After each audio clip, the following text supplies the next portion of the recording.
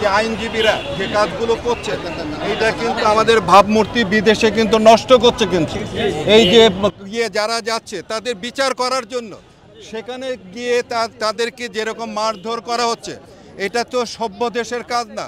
আমি তাদের উদ্দেশ্যে বলবো যে এরপরে হয়তো আরও বড় বড়দের আমাদের কোর্টে নিয়ে যাওয়া হবে।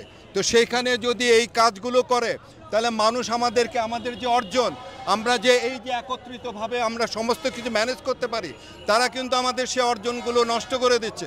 আপনারা এটাকে বলবেন পরিবর্তনের সরকার, এটা অন্তর্বর্তী না। অন্তর্বর্তী বলতে বোঝায় যে বোধহয় 2 দিন পরেই বোধহয় ইলেকশন দিয়ে দেবে।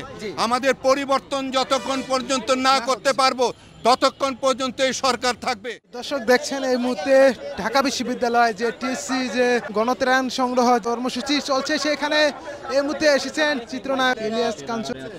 সেটা ইতিহাস সৃষ্টি করছে এবং তারা এই বন্যাটাও যেভাবে ম্যানেজ করছে সেইটা মানে অকল্পনীয়। আমাদের কাছ থেকে শিখতে হবে। এখন আমি সকলের উদ্দেশ্যে একটা জিনিস আমি বলতে চাই যে কিছু কিছু জায়গায় কিন্তু খুব বেয়াদবি কাজগুলো হচ্ছে।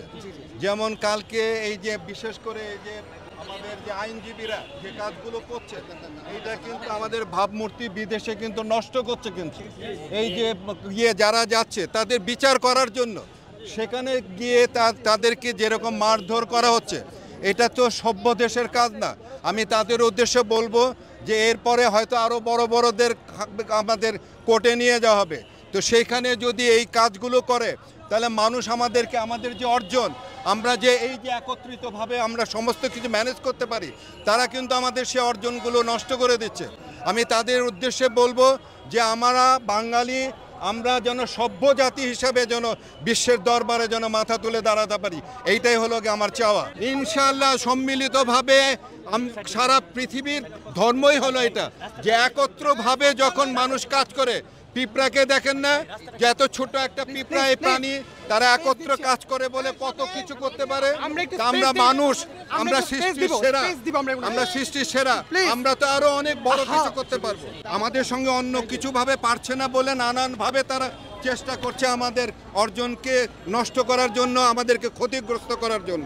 তো সেইটা আমি বলবো যে পার্শ্ববর্তী দেশ হিসাবে তাদের যদি মানে আমাদের সঙ্গে সহ অবস্থান করতে চায় তাহলে এই বিষয়গুলো তাদেরকে ভাবতে হবে যে এইরকমভাবে একটা দেশের সঙ্গে সমানভাবে যদি বা মানে সহ অবস্থান যদি না থাকে তাহলে কিন্তু কেউ কিন্তু ভালো থাকবে না। ওইটা সবার ঐক্যের বাংলাদেশ। এই যে অন্তর্বর্তীকালীন সরকারকে আমি বলতে চাই অন্তর্বর্তীকালীন সরকার নয়, এটা হলো পরিবর্তনের সরকার। আপনারা এটাকে বলবেন পরিবর্তনের সরকার, এটা অন্তর্বর্তী না। অন্তর্বর্তী বলতে বোঝায় যে বোধহয় 2 দিন পরেই বোধহয় ইলেকশন দিয়ে দেবে। আমাদের পরিবর্তন যতক্ষণ পর্যন্ত না করতে পারবো ততক্ষণ পর্যন্ত এই সরকার থাকবে, এইটাই হলো আমার দাবি। এর জন্য সবাই বলবেন এটা পরিবর্তনের সরকার।